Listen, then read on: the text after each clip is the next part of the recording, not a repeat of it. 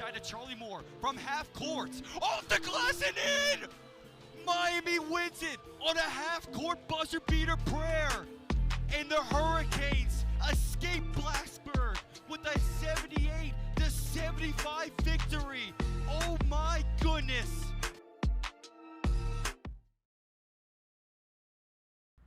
All right, everyone, welcome in on a Thursday here. 3304 Daily. Dan Steinbach, Ryan Wilkes in our producer's chair. Go around the horn real quick. Caleb Wetzel, he's going to be on later today with a nice little prop bet segment for us. So I'm very excited to look forward to that. Caleb, how are you doing? Tell us a little bit about yourself.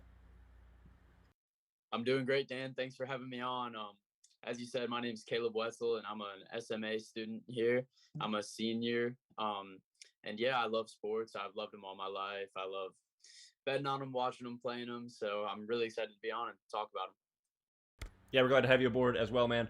And taking your text today is going to be Lucy West. We're going to throw the number out there for you in just a second. But Lucy, how are you doing today? I'm doing great, Dan. Thanks for having me.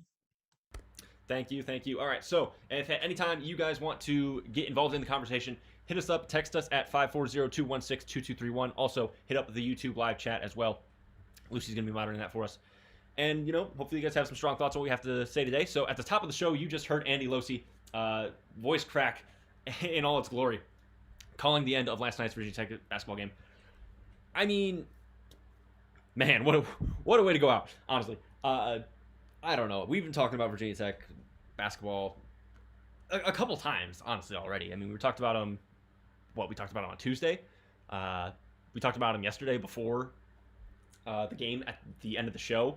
We were confused as to why they were favored by this much. There was like an 80% plus ESPN BPI chance that they were going to win, and that happens. Now, that's obviously a very drastic example, and you can't just say like, oh, every single game has gone like that, because not every single game has ended on a half-court buzzer beater to lose.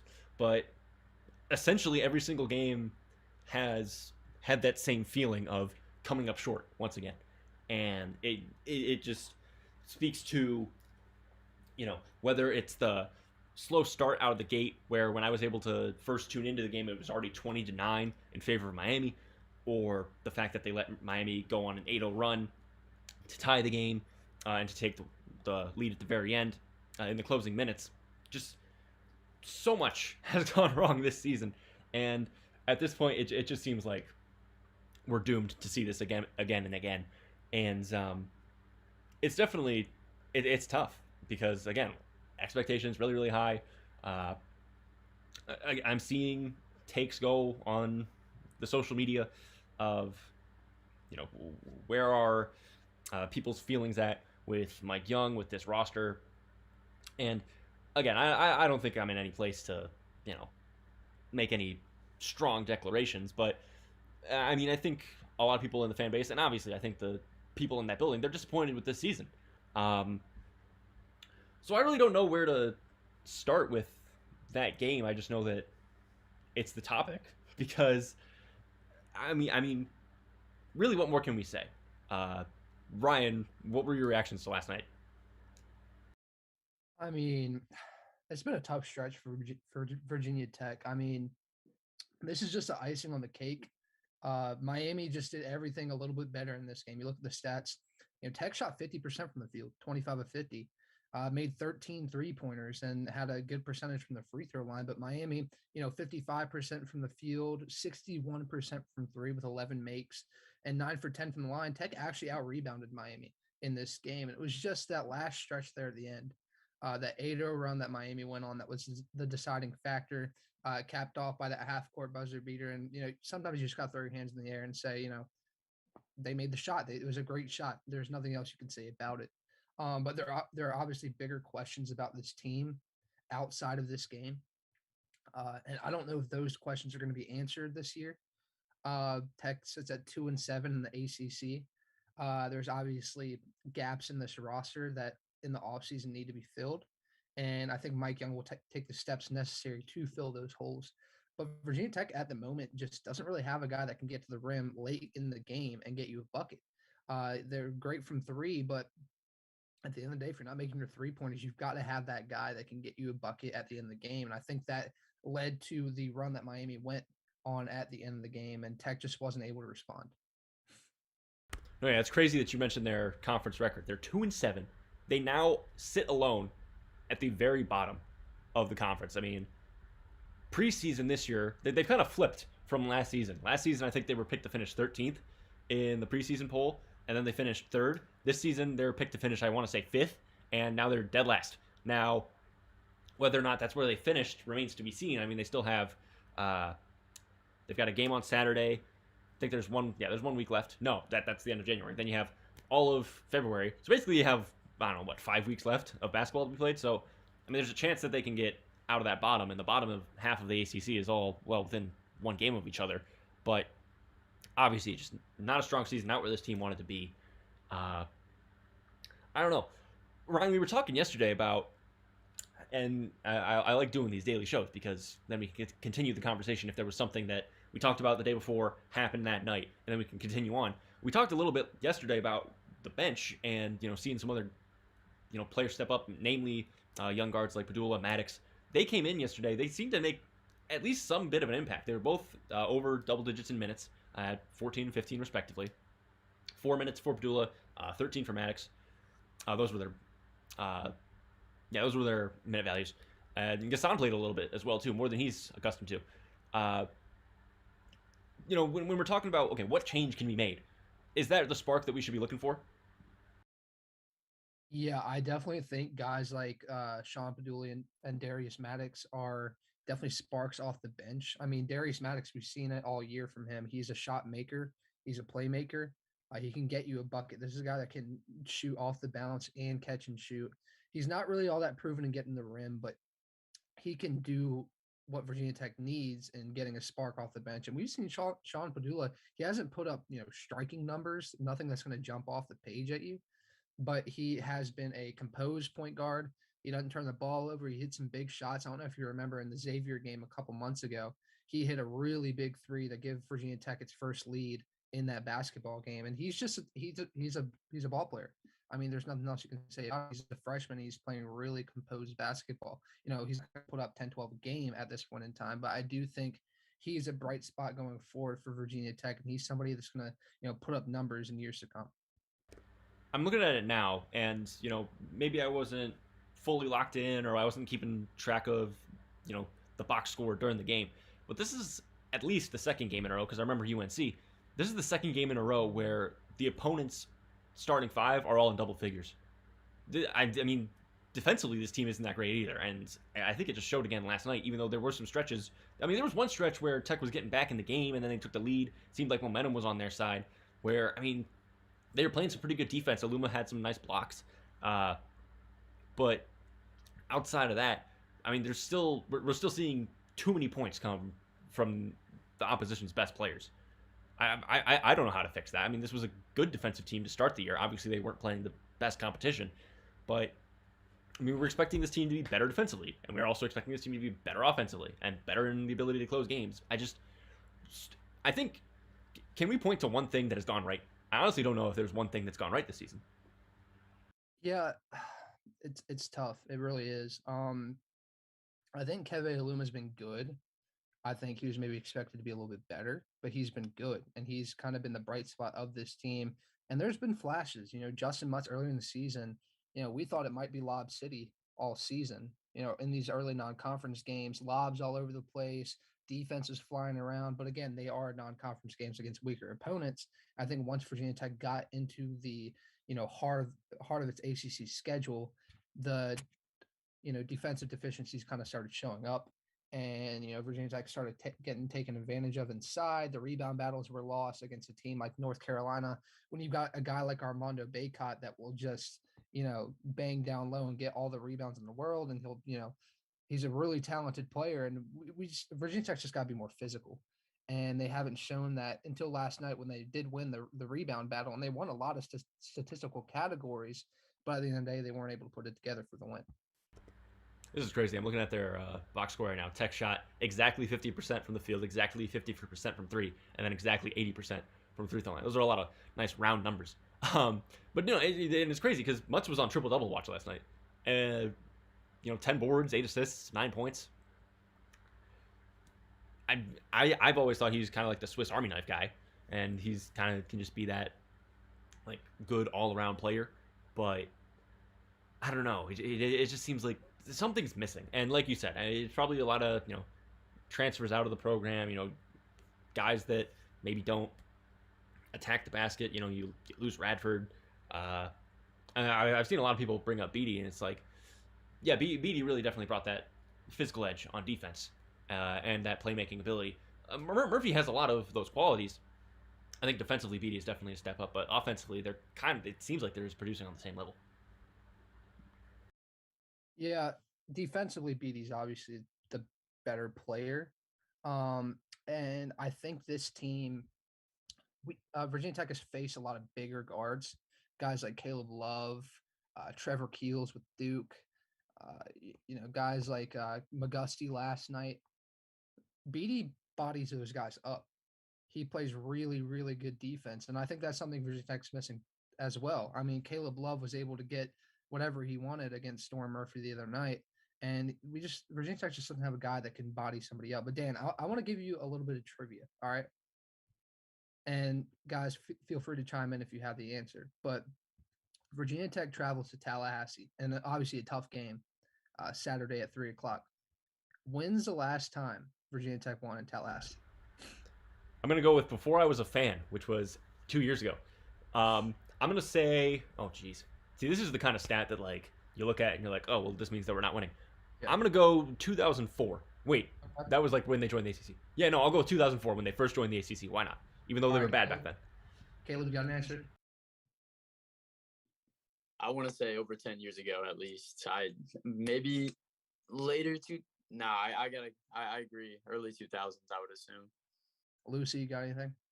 No, yeah, I'm going to have to stick with them. I cannot think of a time where I think we had the talent to take that on away. All right. So the last time Virginia Tech beat Florida State in Tallahassee, February 24th, 1990. That was before they were playing them every year. Oh, my gosh. Exactly. That's really bad. My point in that is Virginia Tech has some winnable games down the stretch here, but it doesn't get any easier on Saturday. Going to Florida State, a team that's very hot, the only team in the conference that's beaten Miami twice. So this is a talented Florida State team that Virginia Tech's going to have to go face in Tallahassee, a place that they haven't won in over 30 years. So it doesn't get any easier. So Virginia Tech's going to have to, buckle up and get ready for this contest on Saturday. And that's the crazy thing too, because Florida State is good. They're having a better season. But honestly, I think we could all say, on some level, I think that Florida State fans are somewhat disappointed in their season. This was, potentially a Sweet 16 team. They're not necessarily looking like that. I don't even know if, a lot of bracketologists have them in the tournament full on. I saw a graphic last night. Basically, it's Duke on like the 2 line and everyone else is like a 10. That's getting in. The ACC is just bad this year. But no, they're kind of in that same boat. They're having a better season, albeit disappointing for them. Same as Virginia Tech. Oh boy, that 1990.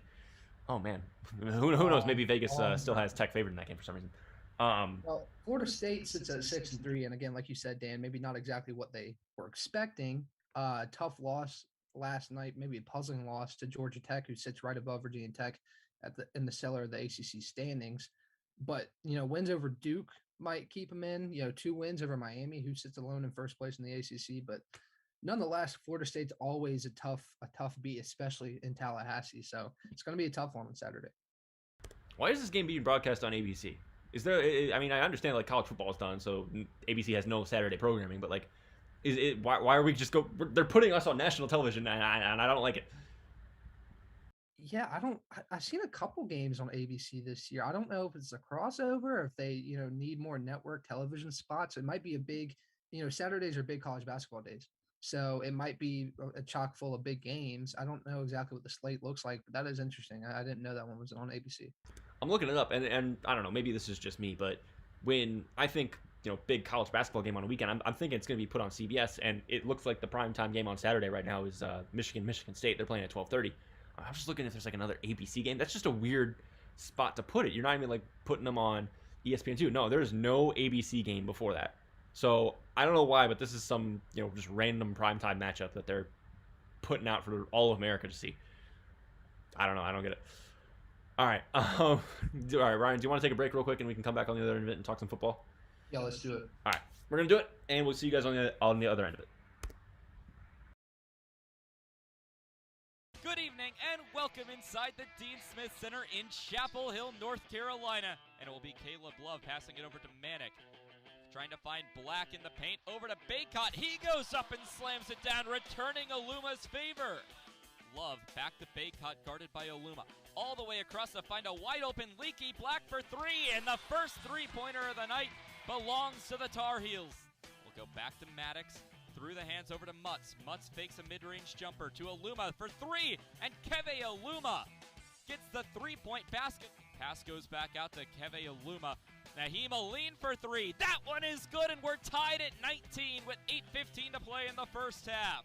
Padula misplaces the ball, and RJ Davis scrambles up the floor. Layup is no good. Defensive rebound by Aline. Hands it off to Padula, who's coming up the left wing. Coast to coast will find Aluma, who gets the layup, and the Hokies have the lead. Murphy finds Couture. Quick fire three. That one is good. Big shot for Couture, 35-33. Now inside to Mutz. Mutz backing down Manick once again. Mutz tries to go up and over Manick. Great defense by the Oklahoma graduate transfer, and up the floor we go. RJ Davis, coast to coast, lays it up and in, plus the foul against Keve Aluma, and RJ Davis reignites this Tar Heel crowd. Caleb Love kicks it out. Leaky Black, right corner three, got it. Leaky Black knocks it down, and he's been lethal from downtown so far tonight. Storm Murphy on the right wing for the Hokies. Dish inside. Justin Mutz slams it down with the right hand, silencing the Carolina crowd. Davis going at Couture. Crossover at the ACC logo. Kicks it out. Caleb Love thought about a three. Goes at the chest of Naheem Aline. Kick out. Left wing three for Manick. Splashes the net and gets the crowd right back into it. Go time if you're the Hokies. Kick to Manick. Corner three in the air. Knocks it down. That could be the dagger. Brady Manick from beyond the arc, and he's a maniac. Caleb Love gives it off to Manick. He's been hot. Corner three, RJ Davis wide open, and he drills it from downtown. And if that's not the dagger, I don't know what will be.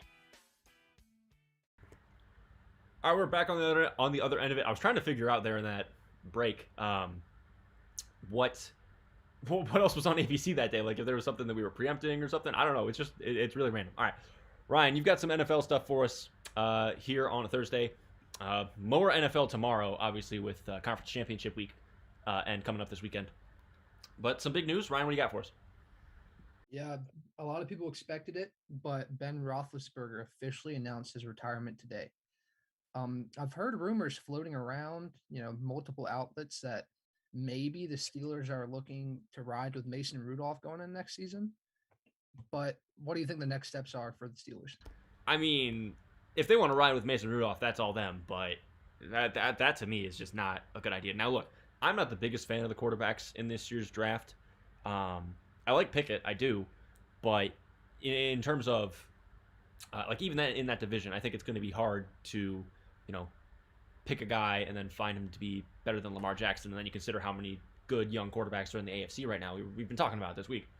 They've got to find a solution. It's crazy, but earlier this year there were, rumors of could they trade for Aaron Rodgers? And Aaron Rodgers' move seems imminently more likely, especially with Denver hiring the Packers OC as their head coach. But I think the Steelers got to find a guy this offseason. They have so many weapons. They're really good at drafting skill players. I think that their most likely option for finding a guy is through the draft. The Rodgers trade would be, I would say, the number 2 option. I personally am not riding with Mason Rudolph at all. I think that would just be ridiculous of them. Well, Dan, let me put this up. If they ride with Mason Rudolph for 1 year and they're really bad, and a quarterback class coming with the likes of Bryce Young, CJ Stroud, you name it, do you take that risk? Do you take the risk of being a bad football team and having a high pick to where you can get a Bryce Young or a CJ Stroud? Honestly, to me, no. And I'll give you a little bit of evidence for this one. the Detroit Lions just tried to do the same thing with Jared Goff, and I know that they didn't really have, something there, but they were in position in this past draft to take a guy like Justin Fields or take a guy like Mac Jones, who, to me, both of those guys would be the number one pick in this draft, especially, or at the very least, number one quarterback off the board. And they wrote it out with Jared Goff, and now they're in a situation where they're number 2, and there's not a quarterback waiting for them. That was kind of the mold that they wanted to go with. And this was supposed to be a really strong class. Forget about, Kenny Pickett and Matt Corral. We were thinking about Spencer Rattler, Sam Howell, Malik Willis being the top guys on the board, maybe even top 10 picks, all three of them. And that just didn't happen. So it's risky, and as much as I love the quarterbacks in next year's class that you listed, I don't know. And I originally did not like the quarterback class as much as, now 2 years ago, or at the very least the rookies this year. I preferred the rookies this year to what it would have been the rookies next year. So I don't know. It's a risk that you can take, but at the end of the day, if you have a package that you can send for Aaron Rodgers, I mean, I would do it. I mean, it's just the more sure thing. It gets the most out of, Claypool and Deontay Johnson. And to me, I think they have to figure out a way to get Najee Harris's run game more efficient, because they would love to run the football. It's just that he's banging out less than 4 yards a carry. And yes, he was catching the ball a lot out of the backfield. That's good. But in terms of getting him more efficient, they got to get the run game sorted out. And if you can make a move for Rodgers and then figure out the run game, I think that's your best bet going forward, rather than just sticking with Mason Rudolph and hoping for the best. Yeah, and I think I've heard a lot of people talk about this strategy, and I think there's a couple or like 3 or 4 flaws in this strategy. One of which being, I still think this is a talented roster that the Steelers have. Even with a guy like Mason Rudolph, I still think you've got some good, position players. Harris, Claypool, Schuster's probably going to stay. You still got a solid defense. You got one of the best players, the defensive players in the NFL. So I don't know how bad the Steelers would really be riding with Mason Rudolph. Now, another thing is, we saw it with this quarterback class. The quarterbacks that were projected to go high turned out to be nowhere near as good as expected. And I think that, that's where the Lions, flaw was with their strategy was, yeah, they got a top 3 pick, but there's no quarterback that you want to take that high in this draft. And I think that was their plan, was to take a Sam Howell, take a Malik Willis, take a quarterback really high, maybe Spencer Rattler, who isn't going to even be in the draft this year. He's staying another year at South Carolina. So I think that's another thing that you got to consider. Will this quarterback class really pan out like you expect? Because that's a huge risk that you got to take. Let's move on here. I think I want to get some background information from a Steelers friend of mine. So let's move on to the next question. I'll get his thoughts on air later. All right, so Daniel Jones back at quarterback for the Giants. What are your general thoughts on this move? I know, Dan, you and I, Dallas fans, we're rejoicing. We love that move. So I just want to get your guys' general thoughts on that. I really don't get it. I don't. I really, really don't. I mean, who came out with that one? That was Mara, right? The owner? John Mara came out with that because, Gettleman's gone. So what business does an owner – I get it. If you're like a Jerry Jones and you are the GM. But why is the owner, just so attached to this guy? I don't get it at all. He has, athleticism to some extent. But, dude, he's just not good. And, yeah, the Giants are just such a mess, man. I don't even know who they're going to get to coach them. But no, it's ridiculous. I really don't understand that move. Now, again, there is less opportunity for them to make a move, because could they draft someone? Sure. But they have absolutely nothing around him right now to, take a young QB and isolate him. Versus, okay, well, do you trade for a guy? Well, then you're going to have to give up the few assets that they have. They're in a terrible spot right now, so maybe Daniel Jones is just the guy to ride through it. But no, it's not a good look, man. The only explanation I have for this, I'm going to make a quick comparison. When your dog does a trick with you and you're like, hey guys, watch this. Watch my dog do this trick. And the dog doesn't do the trick. You know what I'm saying? So maybe they see something behind the scenes with Daniel Jones that wait, guys, wait. He's got it. Just wait. And they're just waiting for it to happen. And I don't think it ever will. But I think there might be a sense of pride there where they still want to justify that pick, which was a puzzling pick at the time. like just wait, just give it a year. Let him work it out because he is really good. We see it all the time in practice, all this kind of stuff. That might be the logic behind it. That's the only explanation I have for this because I think there's obviously better options. Even getting a quarterback in a weak quarterback class, I think is a better move than keeping Daniel Jones. But that's the only explanation I have for it. I'm really loving the metaphors you're bringing here. This is hard hitting radio. I'm loving this. All right, we're gonna move forward. Dan Quinn today announced that he will be back as a Cowboys defensive coordinator. Now, maybe this comes as a surprise to some. I personally am not surprised, but I am, happy because there was, skepticism around his return. Was he going to take a head coaching job? And I think a lot of people thought he would.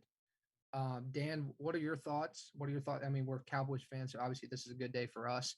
But what are your thoughts on Dan Quinn coming back? I mean, I'm absolutely ecstatic. The weird thing to me is that either Dan Quinn or Kellen Moore were getting serious thought. Now, earlier in the season, yes, Kellen Moore maybe. But the Dan Quinn thing, I honestly thought that his Atlanta tenure just would have, blacklisted him from a head coaching gig for the rest of his career, and he would just be, a really solid DC somewhere.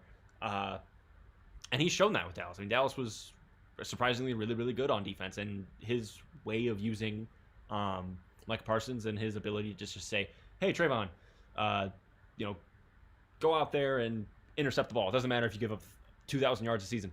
Like, I'm really happy for it, and I'm more than ready to place the Micah Parsons Defensive Player of the Year futures bet. But the Dan Quinn thing, no, I'm excited about it. Again, I honestly didn't understand it, the head coaching thing, because, again, the Atlanta years, the way that ended, he was a hot name, and, he came back, and, maybe the players love him, so I wasn't surprised that he was getting interviews. But the fact that he's come out today with a slew of hirings happening, and has just said, I'm staying in Dallas. No, yeah, did it shock me? I honestly think he was going to go. I honestly think he would have been gone, and I would have been, upset because, who are they going to get to replace him? But, no, I really like the fact that Dallas is keeping him. The biggest thing for me with Dan Quinn is with the young players Dallas has, a continuity standpoint for development is huge. You got a guy like Trayvon Diggs. Yeah, he gave a lot of yards, and he might have been a tad overrated. I thought he had a good year at corner, but there was, some gaping flaws in his play. But the year 1 to year 2 jump was very significant. And I think having a guy like Dan Quinn continue to develop players like Diggs, like Micah Parsons, it's huge. Maybe they move Diggs to safety. I don't know. I've heard rumors that, he might be better at the safety position, but nonetheless, having a guy that is going to continue to develop you year after year. And, if he was gone, I think Diggs and Parsons would have been fine, but having the same guy there to coach you and to develop you as a young player, I think is really huge and kind of unspoken. No, yeah, the continuity thing too. No, that's big. No, I like that you brought that up. And it means that they might be able to keep some of their veteran free agents that may have otherwise walked, but now they want to, play for Dan Quinn again, who had some, pretty strong years. All right, we got anything else, or do we want to move on a break, or do we have any more comments we want to make? I just want to touch on Caleb. Caleb, you said it's a sad day to be a Vikings fan. Why is that? Well, Ryan, I mean, when I saw that he was interviewing with the Vikings, I did get a little bit of excited. As you guys have been saying, I've loved watching the Cowboys defense this year. They have looked phenomenal, as opposed to a team last year that didn't look the best on defense. So this year, with how they've produced on defense, I really was hoping he would come over to the Vikings. I love a defensive-minded head coach, which is weird for me to say, as that was pretty much Zimmer's standpoint.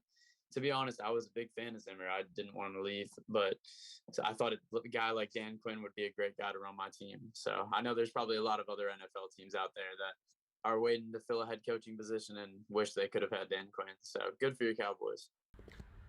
Okay, so Caleb, this is news to me that you're a Vikings fan. We're up against it, but Brian, let me go over here a little bit. I'm so confused with the Vikings because they have the personnel to be elite. Zimmer is a really good defensive coach. I don't know. I don't watch the games that much, so maybe you can give me some input on the defensive numbers here. But defensively, over like the last, I don't know, let's just say 5 years, the Vikings are like the best defense year over year in the NFL. And then you have on offense, whether or not you believe in Kirk Cousins, they can put up numbers, and they've got Jefferson, they got Thielen, they got Cook. What goes wrong with you guys? I really don't understand. It's a mystery to me, honestly. I watch every game and I constantly am just trying to piece it together in my head. I think the mystery of Kirk Cousins is a big part of that. Kirk is, I mean, I think he's a great quarterback, but he's just not a great winner, maybe. Because this year, you look at it, the Vikings just about, I think 75% of their games were within one score. And a lot of that is on your quarterback. Though the defense wasn't as good as it has been in the past this year, you got to find a way to win. If you're a great quarterback, you look at guys like, I don't know, Aaron Rodgers, Patrick Mahomes, Tom Brady in the past, Drew Brees, even further. They find a way to win in those final fourth quarter moments. And I just don't think Kirk Cousins has had that. If that means that we need to go get another quarterback, I don't know. But it's a mystery to me too, Dan. Well, at least you can get your fantasy numbers. All right, no, that honestly, what you're talking about, like all these quarterbacks could just find a way to win. Jimmy Garoppolo is just in such a weird spot to me. I know we're not even bringing him up, but he's getting the he just wins treatment. And man, I think that's a topic that I want to push to tomorrow. What quarterback do you want to see lose the most? And I don't know where Jimmy G lands on that for me for this weekend. All right, we're way over. Let's take another break, and then on the other side of it, Caleb, very excited for this. He's got a little bit of a prop bet game for us, so stick around for that. One of the top teams in the ACC makes the trip up the East Coast to Blacksburg to face off with the Virginia Tech Hokies. It's Miami and Virginia Tech from Castle Coliseum. Top of the key finds Couture left arc, right back Aluma, straightaway three, knocks it down. Padula takes it for Virginia Tech. Back out Maddox, right wing three, swish. On the corner, takes one step and rattles it down from the left wing. Darius Maddox has his second three. 60 seconds to go. Couture unleashes the left wing three, and he got it. Hunter Couture's second triple of the day, and the Hokies back within 3. 50 seconds to go in this first half.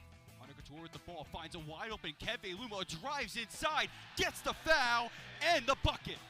Mutz gets the board again, swings it over to Aluma, who throws it down. Then Mutz, who finds Couture, a 4-point play opportunity. Finds Darius Maggs on that right wing. Mutz all alone in the corner, and that one's good. Justin Mutz amping up this crowd in Castle Coliseum. 3 on the shot clock. McGusty step back triple, cold as ice. Feels a little bit of pressure, bounce pass into Mutz, who finds a wide open Hunter Couture. Nothing but nylon. McGusty drives, cuts inside, wide open Moore. It's an offensive foul. Pass inside to Charlie Moore from half court. Off the glass and in! Miami wins it on a half-court buzzer beater prayer. And the Hurricanes escape Blacksburg with a 78-75 victory. Oh my goodness.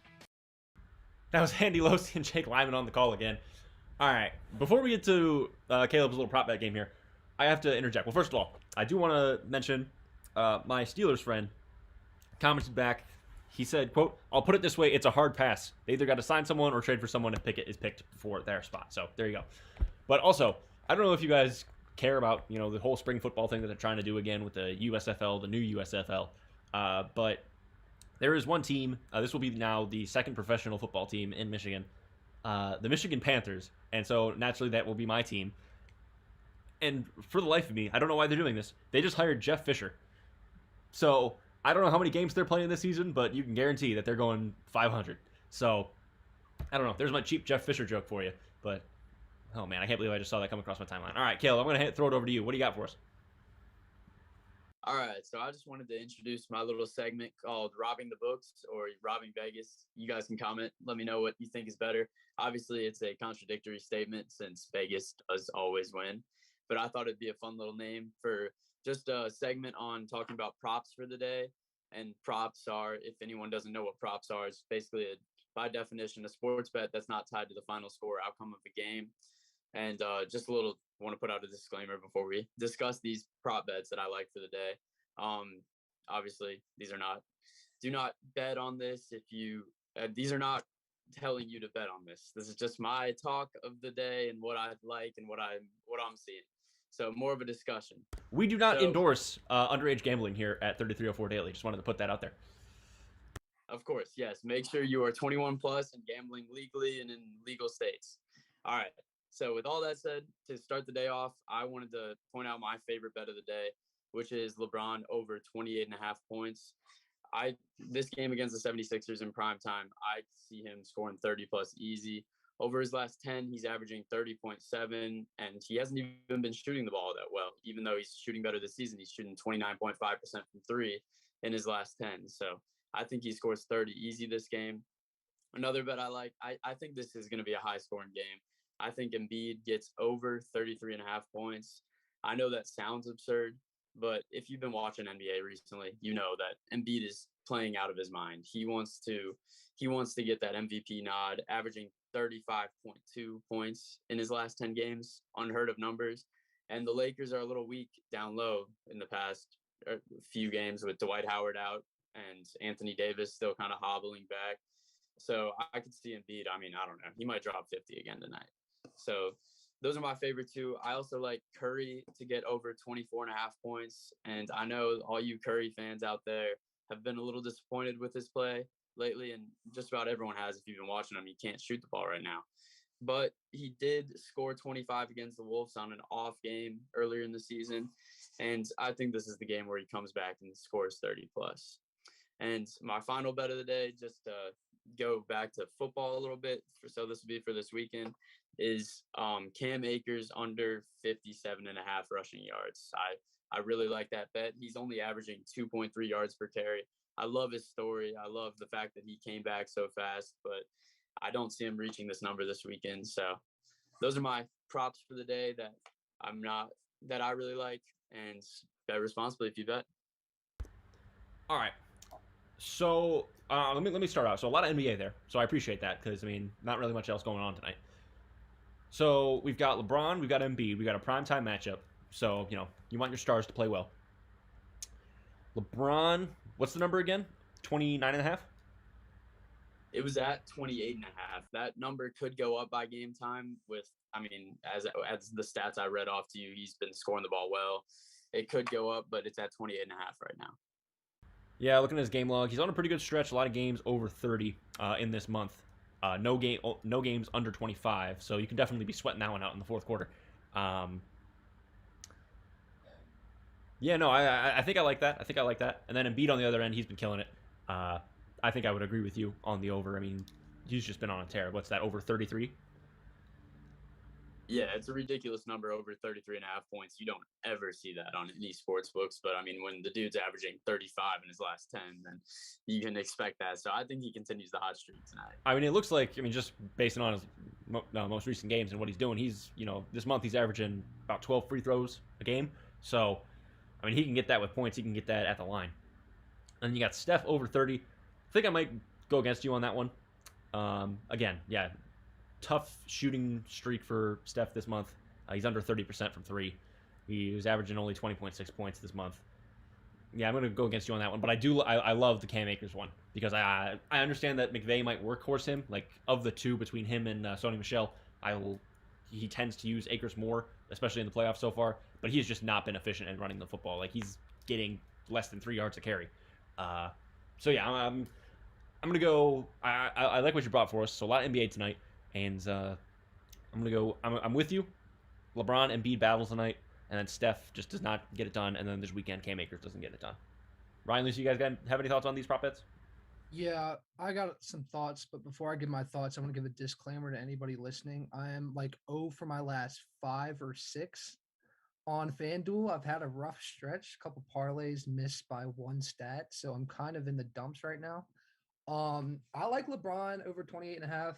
Obviously, he's playing MVP level basketball on a team that is not the best. Embiid's been on like an insane tear, so I'd take over 33.5. Curry, it's tough because, he hasn't been playing good basketball as of late, but he's Steph Curry at the end of the day. One of the best, probably the best three-point shooter we've ever seen in the game. So I'd probably take the over, but that might be one that I kind of, stay away from just because it's kind of a hit or miss one. And Cam Akers under 57.5. Yeah, I'd probably say it's fair. But, at the end of the day, there's a couple here at the end that I'm iffy on. But again, I will not be putting my money on these. I just wanted to give my thoughts because I'm on a cold stretch. So I'm taking a bit of a hiatus. So essentially, run it back, run the tape back. You can do that on YouTube, and then fade whatever Ryan just said. That's basically the confidence I'm getting from him. All right, Lucy, do you have any quick thoughts on here before we look like we can get into the last couple segments of our show? I was just going to say, Cam Akers, I don't know. He ruined my fantasy team 2019. Absolutely tanked it.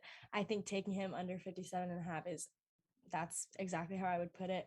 I don't know. Embiid, like you guys have all said, he's on one right now. He can't seem to be stopped. I'd take that too. And I don't know, kind of like how Ryan said, a bad day for Curry is a good day for most people, and I'd take him over there too. He still seems to impress even when he's not playing his best. So I think those are all pretty smart. I take them all. I mean, I'm not 21, so I can't legally, and I would never. We want to disclaim that 3304 Daily does not. This is illegal. I'm a freshman, but if I were legally allowed to take those, I think I'd take all of them. They all seem pretty well thought out. All right, Caleb, thank you for that for today. All right, Ryan, where do you want to take the rest of the show? Because we got some loose threads here, but I think we've covered a lot of what we wanted to talk about. I mean, there's a lot of NFL stuff. Do you want to get into the NBA? Because I mean, I was doing a little bit of research pre-show about the NBA, trying to get situated with it. What do you want? Yeah, you're shaking your head. All right, let's finish off today with a little bit of NBA stuff, some James Harden news. All right, so Ryan, why don't you just lay it out for us for those of us that are unaware of the situation? Yeah, James Harden unhappy in Brooklyn. He basically said he doesn't like living there. He's uncomfortable with the Kyrie situation, which I don't know if everybody's aware of that, but Kyrie is unvaccinated, and to be able to play in the state of New York, you must be vaccinated. So he is playing only games outside the state of New York, which creates obviously some chemistry issues within the team. So, it's a weird situation for Harden, but the Nets just recently came out and said they will not be fielding any offers for Harden at the trade deadline. And I think that's interesting because Harden has already made it known that he will test the free agent waters at the end of the season. So, Dan, Caleb, Lucy, what you guys think about this? Well, the James Harden thing, oh man, this is tough with Brooklyn this year because this is such a scenario where these players all wanted to play together, and they all kind of just they all seemed that they wanted to be there. But then, yes, obviously the Kyrie situation, bringing that up, that just causes so much tension between this team, and I really don't know. I honestly, would Brooklyn even want to, field offers? I mean, they're still in a. I would imagine for a playoff run, you wouldn't want to just lose James Harden. What would they even trade him for? Because I mean, there are going to be games where you are not going to have Kyrie, where you're going to have just Kevin Durant. You would want to have at least James Harden with him for a playoff run. I mean, man, I really don't know. I don't know what James Harden's going on about. I think this just ends up being his last season there. I think they make a playoff run. They don't win the finals, and then James Harden just walks away in free agency, or something happens. I don't know, because I'm looking at the salary table, man. I don't know how the NBA works anymore. I guess just because these salary numbers are insane. I'm looking at, the cap numbers for next season. Going into free agency, it looks like there's only going to be 4 teams that are under the cap, and you're looking at San Antonio, Orlando, Detroit, and Oklahoma City barely. Neither of those teams are going to be suitable for James Harden because they're not in contention. I mean, maybe San Antonio if he wanted to go back to Texas, but like Orlando and Detroit, no way.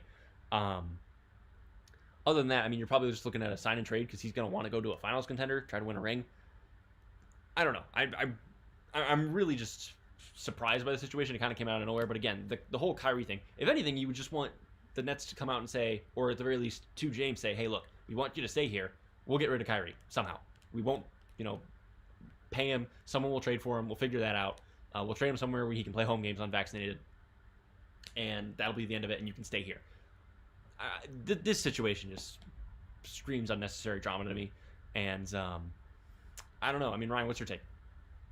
I think at the end of the day, if James Harden leaves Brooklyn without a ring, I think this whole experiment was a failure. I mean, I said this at the beginning when, they got Harden, and it was like bombshell news. I remember exactly where I was when I heard that news. I was at work and I was like, wow, this is crazy, but they're still going to be beatable because three superstars that need the ball every second of every game, you can't shoot, you can't give them all 30 shots. So I knew this was going to be a bit of an experiment. I know now that if they do not win a ring together, it creates conversation because do you want a ton of superstars on your team with some okay role players, or do you want a balanced team like Phoenix, who can, has a couple really solid players, but also has really, really good role players like Mikal Bridges and guys like that? So I think if this ends with no ring, it creates that argument because, and the Nuggets too. The Nuggets are a really solid team that are balanced out and have a good balance of superstars and playmakers. So this obviously has been kind of a disaster. The Nets have been fine; they've been good. I think they had a better season last year than they're having this season so far. And I know there's a lot of frustration with Harden. It could be a knee jerk reaction from him just with how the Nets are playing, but this team should have won a title last year. The Bucks got them at the right time and forced a 7-game series when it looked like it was going to be over in 5. I believe the Bucks were down 3-1. So this team, yeah, they have a ton of superstars, but we were talking about in college basketball earlier. You can have a bunch of really, really, really good players, but if they're not all getting the shots they like and they're not all getting exactly what they want, it creates some unhappiness in the locker room and maybe a bit of trouble. So I think if the Nets leave this Harden, Irving, and Durant era without a ring, it's a huge letdown. Yeah, I'm just reading here that it's saying that he just wants to test the free agency waters, even if it leads him back to the Nets. I mean, the one team that has been linked to him forever now has been Philadelphia. They've always wanted to try to get a package with Ben Simmons in it, and that situation's even worse. I don't even want to talk about that right now. But no, it's no, I completely agree with you. If they don't come out of there with a ring, it's a total failure, and it just seems like they might not because I don't know. Bucks just seem really good. Yeah, that's kind of where Brooklyn stands. They're just kind of in that weird second place spot that they're gonna have to try to get out of. Yeah, and I'd like to point out the standings. And Caleb, I want to get your thoughts on a little bit of this. 3 teams sit above the Nets in the Eastern Conference. First being the Miami Heat, second the Chicago Bulls, and third the Cleveland Cavaliers at 30 and 19. They have arguably the runaway Rookie of the Year candidate with Evan Mobley. Caleb, what's your thoughts on the Nets right now, and where do you see them going to kind of, they're only 2 games back of the 1 seed, but what do you see them needing to do in this season? I mean, honestly, I think they just need to stay healthy. They've had some health problems all year Kevin Durant's been out for a few games now, and we've seen that where that's gone. They went from the first place in the East to now and tied for 4th with the Bucks. So I think they just need to stay healthy. They have the deep roster they wanted to go along with these 3 superstars, with Patty Mills as a great support role. LaMarcus Aldridge is playing great at his old age of the high 30s. He's playing great basketball. And I mean, they're getting the contributions they need from these bench guys. So it's up to staying healthy and these superstars not doing dumb things like saying they want to leave. I think that was a poor move by James Harden. And I think if they play together, they do have a good shot. But in contrary, I mean, getting out of the East is going to be tough this year.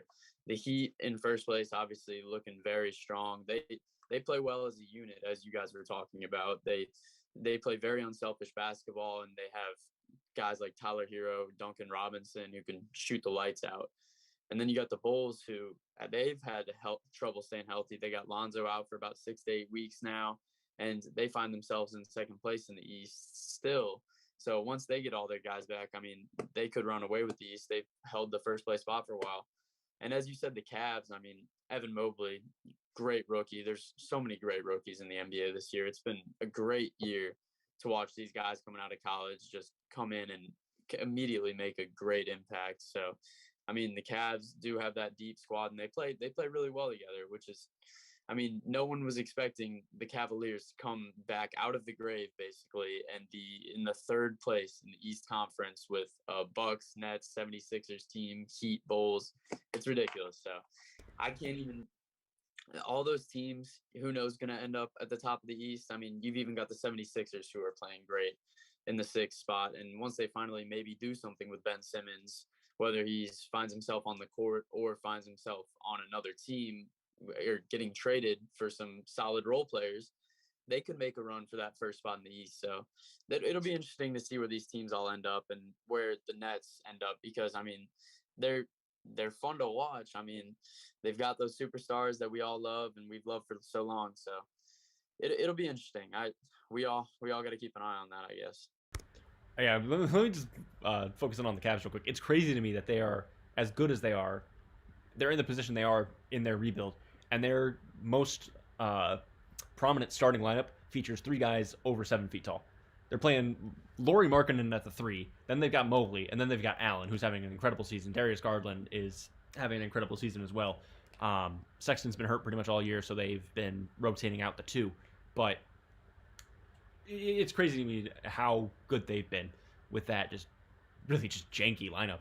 And then, I mean, Chicago has been a surprise. I didn't think the DeMar DeRozan signing would work, but it has worked just incredibly well. Him and Zach LaVine have been incredible. Lonzo Ball has really found his, I would say, his niche. And then Nikola Vucevic, I've loved him for years, but he finds himself in a good role there as well. And then in Miami, I mean, Tyler Hero's just playing some really solid basketball. The addition of Kyle Lowry has helped them. The top of the East is confusing, but it makes sense how those teams built themselves up to get to this position. Yeah, I want to move to the Western Conference to talk a little Western Conference basketball real quick. The Clippers and the Lakers, bit of puzzling developments here. Both sit at 500 at the 8 and the 9 seed, respectively. What's going wrong with these teams on the West Coast? You know, you got LeBron James playing MVP level basketball, but it doesn't seem like anybody wants to help him out. Well, if you want to focus with the Lakers, that's exactly what it is. Davis is just not able to take the step. Everyone was expecting him. You know, LeBron was talking about how, I'm finally ready to give it up. This is going to be his team. And he just has not come up to that situation. Westbrook has been decent. I mean, he just hasn't had the impact on winning. And that's just been his whole career, honestly, at this point. I think the missing piece of Davis, because honestly, Russell Westbrook was brought in really to be the third guy. And now he's being asked to be the second guy. And that just means that you're missing your number 2, and that'll, give you a big blow. And then outside of that, the rest of the roster just really isn't that well constructed. And it's been tough because it's been just trying to please LeBron and get him, surround him as best you can when you're up against the salary cap, and they just haven't been able to do that. And then with the Clippers, I mean, it just, it screams Paul George and Kawhi Leonard, not being there. But with the Clippers, they have some fight in them. I mean, what was it, like three times in just the past month that they've come back from deficits of 25 plus? If there are any Washington Wizards fans listening, close your ears.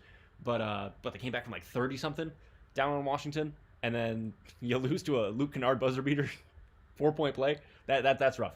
That's rough business there. So both of those teams problems can be explained by injuries. I think the Lakers have less of an excuse than the Clippers, but seeing them where they are, obviously before the season, you would expect both of them to be safely out of the play-in bracket, but no, neither of them are there yet. Yeah, the Lakers, I think, sure, Russell Westbrook averaging 18.5 a game. He's always looked good on paper for the most part. I think the problem comes with Westbrook is the fit with the Lakers. I don't think he fits with this team at all. I never thought he did. As soon as they signed him, sure, it looked flashy. It looked good on paper. But when he gets in game, there's just something about the spacing of the floor that doesn't work. And I'm sure y'all have seen the clips of him shooting the ball off the top of the backboard, which he's done maybe 20 times this season, which is baffling. You watch the video and you're like, this all happened in the same season? I mean, he's had some real questionable shots. But he's just another guy that needs his shots. And if he's not getting his shots, he's out there kind of as a liability. Now, guys like Malik Monk have taken a huge step. He's arguably maybe the Lakers' second best player right now. Now, maybe with the return of Davis, that changes a little bit, but he's averaging 12 a game coming from Charlotte. So he's doing a really good job. He's had a couple of really good games. I do think there is potential for the Lakers to take a step in the right direction in the second half of the season. I mean, there always is when you have LeBron James on your team. He's averaging 29 a game. So I definitely think there is room for improvement there. But do I think the Lakers are a threat to a team like Phoenix or a team like Golden State? Not at all. I don't think they have the roster. I think they have a bunch of has-beens. Carmelo Anthony is still playing okay basketball, but he's averaging 13 a game, which is solid. But you got guys like Kent Bazemore that's playing regular minutes. Like, it's just not a sustainable form of basketball. It's not a team that is going to make a deep run in the playoffs. I mean, Phoenix handled arguably a better Lakers team last year in the playoffs. So I don't see this Lakers team going very far this season, but it goes without saying LeBron James is doing incredible things at his age. So, props to him, but I don't see this Lakers team being very good. Let me just comment on the rest of the West. We're looking, if we're looking at it here. I want to focus on like the bottom half because the top teams. Phoenix, we know they're good. Golden State, we know that they kind of reemerged this season. Memphis, Ja Morant is a superstar. Utah, same thing. Donovan Mitchell and just the rest of the team there. Dallas is falling behind. They got to figure out a way to get Luka help at some point in his career. Denver's incredible with Jokic and all them. Minnesota is at 7. Now, in past years, they just weren't even making the play-in games. So it seems like their big 3 is starting to work out, but it's not getting them to the next step. I don't know what the next step really could be for Minnesota. Maybe it's just adding a piece. Maybe it's flipping a piece. I was just reading an article saying what's missing with the Timberwolves, and the conclusion there was got to trade D'Angelo Russell, go get a guy like Ben Simmons. I don't know. Maybe that helps. Outside of that, Portland, I think at some point you're going to have to be done with the Damian Lillard, CJ McCollum, Yusuf Nurkic era. You just keep running it back, and it just has not given you results. And outside of that, New Orleans is a disappointment. Sacramento is in an eternal basement. And then Houston and Oklahoma City, of course, are in the garbage pile of the NBA. So, that's kind of where we are right now. I don't know if you have any hot takes on what I just said about any of the teams in the West. I don't really have a hot take, but I just want to talk about the state of Minnesota. And, it's hard because being a small market like Minnesota, recruiting free agents is no easy task. And for them to be 7th right now in the West, I think is pretty impressive. They've got a solid little roster. I don't know how far it takes them. I don't think it takes them very far at the end of the day. But guys like Cat, which I'm a little sour about Cat because he messed up one of my parlays like 2 days ago. But man, you are still really sour about all those. Oh man, it's $450 on the line there. I can't let that go. Well, if it's that much change, I can't doubt you. But no, the Timberwolves, they're a solid team, but it's not like this year they're going to go in the offseason and be like, we're going to get the biggest free agents on the market. We're going to recruit James Harden to come to Minnesota. That's just not how Minnesota works. It's not an attractive market to be in. I think the only way they really take a large step is, like you said, Dan, if they trade a guy like D'Lo to, I don't know, to the Sixers. But the Sixers don't seem to be happy with any package they get for Ben Simmons. So who knows what's going on there. But the Timberwolves, I think this is a good spot for them. They're maybe over, they're maybe exceeding expectations. But, I don't think they take a huge step in the next year or two. I was just trying to pull up the rookie ladder because I wanted to spend the last 2 minutes here bragging about Cade Cunningham, but my laptop is just going all over the place with the lag. So other than that, I will just say this. No, I did like that Caleb was bringing up the, rookie play that we've seen this season. And, the top guys are producing. Obviously, Mobley is... It's weird because obviously Mobley has had a great season. I don't want to take it away from him. But he has been on a team that has seen the jumps from guys like Garland and Allen, and that has really helped insulate his play. Guys like Cade, guys like Jalen Suggs on the Magic, even a guy like Jalen Green on Houston, who isn't having as good a season I think a lot of people hope for him. He's kind of falling off a little bit. They're the first step in those respective rebuilds, and Mobley has found himself on a more ready-to-win team. And I'm just excited to see where Suggs and Cade and even a guy like Jalen Green, who I still think has potential. I'm excited to see how those teams can build around those young players, and hopefully help them break into, the top of the NBA like we saw with Utah and Donovan Mitchell, and Phoenix with Devin Booker. All right. I think that's a good place to wrap up today. A lot of NBA discussion. I don't think we were ready for all that to close out the show. But no, we got into a lot today, talking a little bit of Virginia Tech basketball at the top of the show, then some NFL news, got into a little bit of prop bets, and then we wrapped up with the NBA. So thank you all for watching. We will see you tomorrow for some more football discussion on a Friday. Take care, everyone.